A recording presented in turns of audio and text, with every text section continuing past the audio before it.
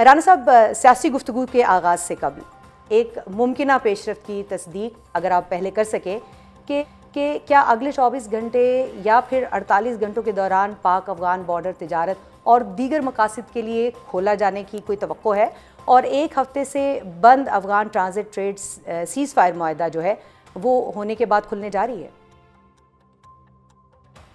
बिल्कुल, देखिए, जब मुआहदा हो गया है और इस चीज़ का इदराक दोनों जो साइड्स हैं उनको है कि उन्होंने एक मुआहदे पे दस्तखत किया है और जो ज़िम्मेदारी अफ़गान हुकूमत के ऊपर अब है, हम पुरुमीद हैं कि वो ज़िम्मेदारी वो भरपूर तरीके से उठाएंगे। तो फिर मेरे ख़्याल से ये बिल्कुल राह हमवार हो गई है कि तजारत को जो है वो खोल दिया जाए और अनकरीब इसके ऊपर जो वज़ारत दाखिला है वो अपने सारे मामलात को देखते हुए इसके ऊपर जल्द मैं पुरुमीद हूँ कि इसको रिज्यूम कर लिया जाए। ये उम्मीद है या वाकई इसके ऊपर कोई प्रोसेस जो है वो गोइंग ऑन है? नहीं, देखिए, ये ऑब्वियसली जब आपका एक अंडरस्टैंडिंग हो गई और आपने एक रिटन मुआहदे के ऊपर दस्तखत कर दिया, तो ये this was this is a big step towards peace in the region. और अगर जिस चीज़ जो मुआहदे के ऊपर जो एग्रीमेंट है अगर वो इम्प्लीमेंट होती है तो इसका मतलब है कि तजारत तो एक पहली चीज़ है जो खुलेगी, लेकिन उसके बाद इस खित्ते में अमन भी आएगा। तो हम पुरुमीद हैं, और कोई भी जब आप एग्रीमेंट में जाते हैं तो आप इसी उम्मीद से जाते हैं कि इस एग्रीमेंट को सारी पार्टीज फुलफिल करेंगी। तो बिल्कुल ये राह हमवार हुई है और तजारत खोलने के जो इम्कानात हैं वो बेइंतहाशा बढ़ गए। और इस पे फैसला जो है वो जाहिर सी बात है वजारत दाखिला जो है दीगर सिक्योरिटी के मामला को देखते हुए अनाउंस करेगा, लेकिन हम इंगेज हैं वजारत दाखिला के साथ और मैं समझता हूँ कि जो रुकावट है वो हट गई है and now this is a possibility in the coming hours and days। ये तो आपने हमें बड़ी खबर दे दी है राना साहब कि अब इस तरफ जो है वो उम्मीदें ज़्यादा बढ़ गई हैं कि अब ये सीज़ फायर मुआहदे के बाद हम देख रहे हैं कि जो ट्रांजिट अफ़गान ट्रांजिट है, तिजारत है, दीगर मामलात हैं वो अब खुलने की तरफ जा रहे हैं, लेकिन यकीनी तौर पर इसका ऐलान जो है वो वज़ारत दाखिला करेगी। लेकिन थोड़ा सा सियासी मामलात की तरफ जाते हैं। शैला साहिबा, खुशामदीद प्रोग्राम में। सबसे पहले ये बताइएगा कि जो 1 माह की मुद्दत पीपल्स पार्टी की तरफ से अपने मुतालबात की मंजूरी के लिए दी गई है, इसकी वजह क्या है? 1 महीना, क्योंकि अब तक तो नून लीग को बाकायदा टाइमलाइन क्या इससे पहले नहीं दी गई थी? ऐसा पहली बार हुआ है क्या? अच्छा, एक तो सबसे बड़ी बात यह है कि वज़ीर आज़म साहब की और चेयरमैन बिलावल की वज़ीर आज़म की ख्वाहिश पर मुलाकात हुई इस चीज़ से पहले, और उसमें वज़ीर आज़म साहब से जब बातचीत हुई और जो भी मुतालबात हुए उस पर वज़ीर आज़म साहब ने 1 महीने का टाइम मांगा। तो अब मैं समझती हूँ कि हमारी सियासी जो एक तरबियत है, हमारे सियासी तौर तरीक़ा जो है उसमें वज़ीर आज़म साहब बुज़ुर्ग हैं चेयरमैन बिलावल साहब के, और अगर वो एक बात कर रहे हैं तो हमें उसको अंडरस्टैंड करना चाहिए। जो कि हमारे लोगों के जज़्बात हद से मुख्तलिफ हैं और वो काफ़ी एग्रेसिव थे, लेकिन उसके बाद चेयरमैन बिलावल साहब ने मीटिंग बुलाई तो उसमें से कुछ बातें जो थी उसको उन्होंने ये कहा कि जो आइन से रिलेटेड मामलात हैं उसको हम रज़ा रब्बानी के हवाले करते हैं। जो पंजाब से रिलेटेड मामलात हैं तो ज़ाहिर है नदीम अफ़ज़ल चांद, चौधरी मंजूर उनको कि वो उसको देखेंगे और 1 महीने तक हम एक खामोश चलेंगे। कुछ उन्होंने डिमांड्स भी की, तो जो उनकी सीईसी में लोगों की तरफ से आई उसमें जो मैं सुन रही थी, तो मैं ये समझती हूँ कि अगर हमारा कोई बड़ा, क्योंकि वज़ीर आज़म के एक आला ओहदे पे फाइज़ हो,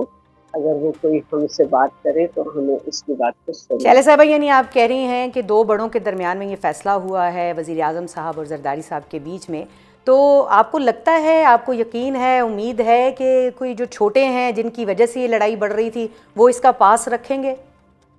अच्छा, देखिए, पहले भी 2 बड़े जो थे वो ज़रदारी साहब और चेयरमैन बिलावल।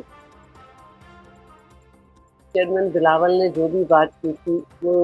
एक वज़ीर आज़म से की थी और चेयरमैन साहब में ना सिर्फ वो MNA हैं बल्कि अपनी पार्टी का हेड भी हैं और असेंबली में उन्होंने एक नुमाया मकाम रखते हैं। तो उन्होंने बात वज़ीर आज़म से की थी और दोनों प्रोग्राम जिस पे बात की थी वो वज़ीर सबको पता है कि अंडर फेडरल गवर्नमेंट चलते हैं, उसमें खामखा छोटों को कूदने की ज़रूरत नहीं थी और छोटी बातें भी करने की ज़रूरत नहीं थी, लेकिन क्योंकि वो बातें हुई,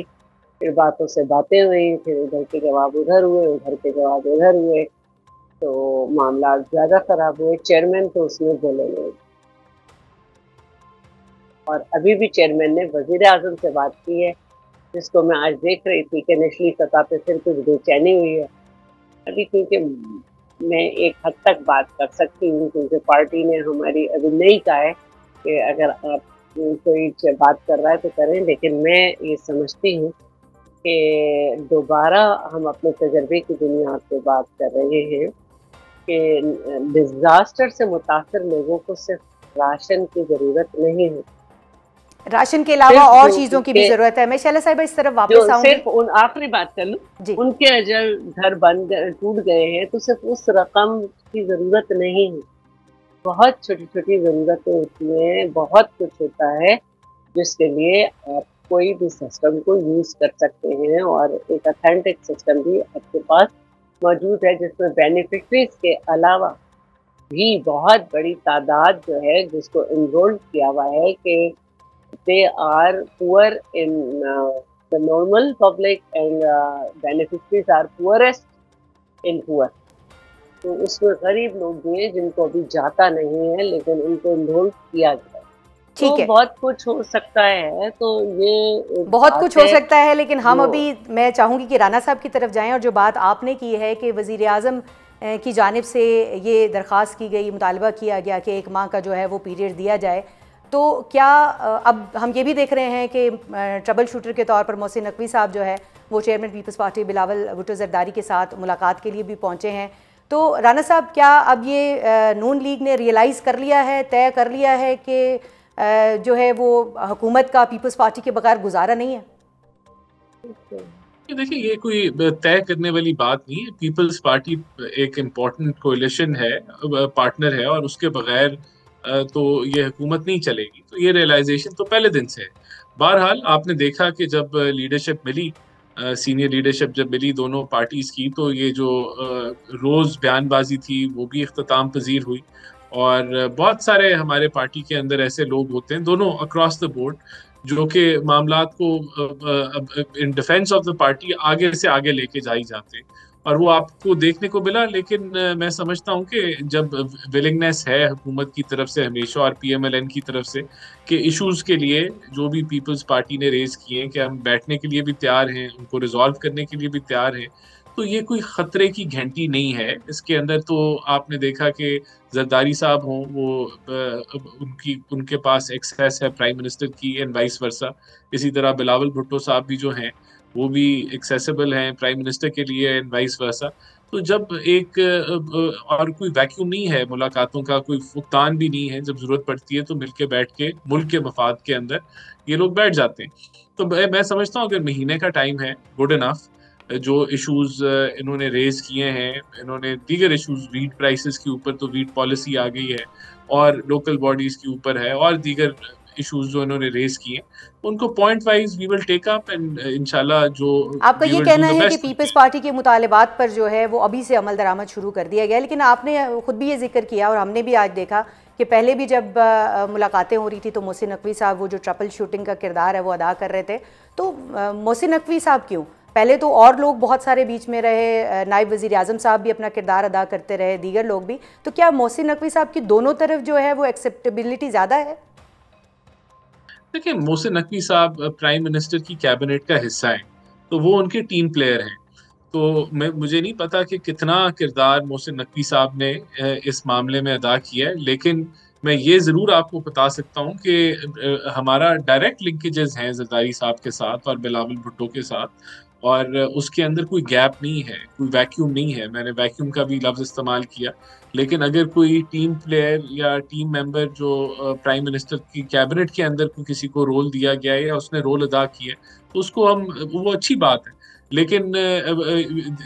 ये डायरेक्टली भी लिंक्ड हैं और मैं नहीं समझता, मैं फिर रिपीट करूंगा। और ये जब मैक्सिमम भी बयानबाजी हो रही थी तब भी मैंने यही कहा था कि जब लीडरशिप बैठेगी और लीडरशिप लेवल के ऊपर ये बातचीत होगी तो ये फौरन मामला थम जाएगा। तो मैं अभी भी समझता हूँ कि लीडरशिप के लेवल के ऊपर ऑब्वियसली जो दीगर टीम मेंबर्स हैं पीएमएलएन के हों या पीपल्स पार्टी के हों, वो डिमांड्स के ऊपर काम करेंगे और कोशिश करेंगे कि उनको पूरा किया जाए। लेकिन at the leadership level there is no issue और पाकिस्तान का मफाद राना पहले साहब, है, स्टेबिलिटी पहले है और पीपल्स पार्टी और पीएमएलएन ने इस मुश्किल वक्त के अंदर मुख्तलिफ अपने मैनिफेस्टोज के बावजूद कोलैबोरेट करने की कोशिश की है कि हम मुल्क को आगे लेके जाएं। बिल्कुल, आपने खुद भी अभी जिक्र किया है राना साहब के कुछ मुतालबात जो हैं वो ऑलरेडी मानने की तरफ